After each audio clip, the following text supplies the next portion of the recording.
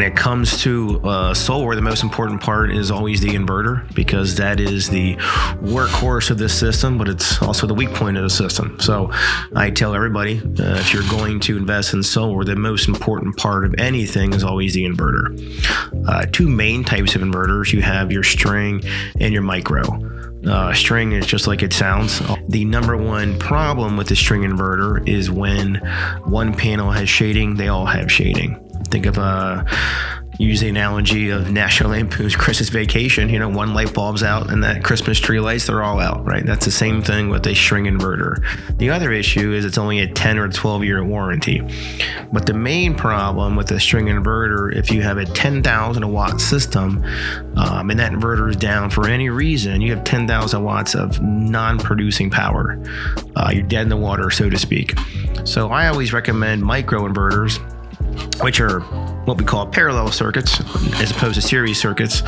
One panel or one inverter will not affect the other, so they're all independent. They have a 25-year warranty as opposed to a 10 or 12, and as opposed to the string, which you could have the whole system down.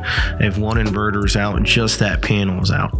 So in the case of 10,000 watts and you have a 400 watt panel, you're losing 400 watts, not 10,000 watts. So way better at troubleshooting, longer warranty, and you're always in AC current, so it's safer overall. People often ask, I have an optimizer in my inverter. Is that a micro?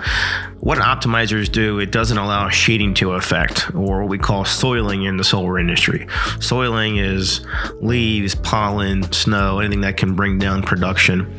So the optimizer will not allow this panel to affect this panel, or vice versa. It still is a string inverter, so all your current still going down to a local, big box in the side of your house that does all the inversion from DC to AC.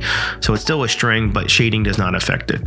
Micro is still the preferred, option. Maybe I'll get into the RSD thing. So with the new NEC, which is National Electric Code guidelines, you have to have an RSD on every panel. RSD stands for Rapid Shutdown Device. Basically what that means is the current has to stop at the panel. There's no current flowing down to the knife switch. So with RSD regulations, micro already has it built in. So it qualifies for all the new NEC regulations. Number one thing we hear with solar is how expensive is it? So the average payback period in Pennsylvania, Maryland, are about 5 to 8 year payback. So basically what that boils down to is, what is your average electric bill? If your average electric bill is, let's say, $200, that means you're spending $2,400 a year on electric.